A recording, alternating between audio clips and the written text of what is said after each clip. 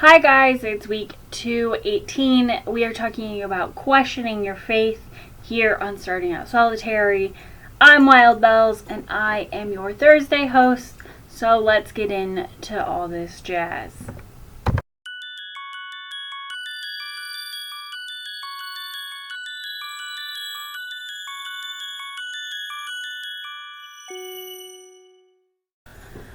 So first off, I'd like to say that this question is extremely vague, and I'm all for vague questions, but that leaves a lot up to interpretation. So I'm going to try to make this video not so long, but we shall see.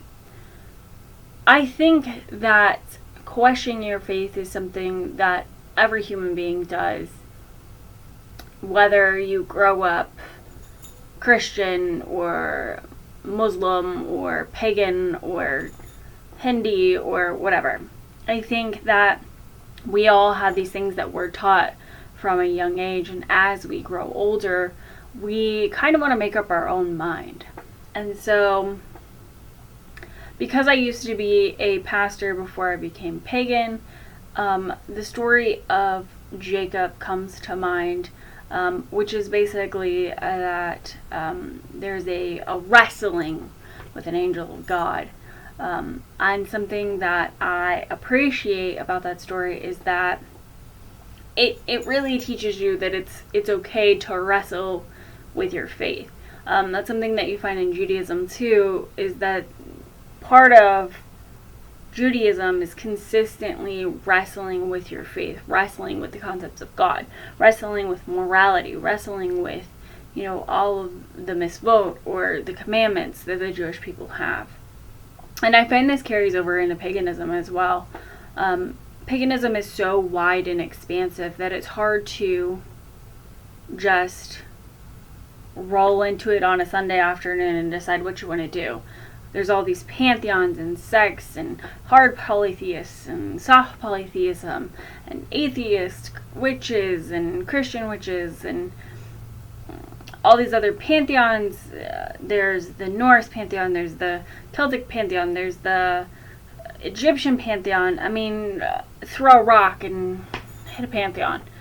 And I think it's a consistent struggle, at least for me, to be rooted in this is exactly what I'm doing, this is exactly where I'm at.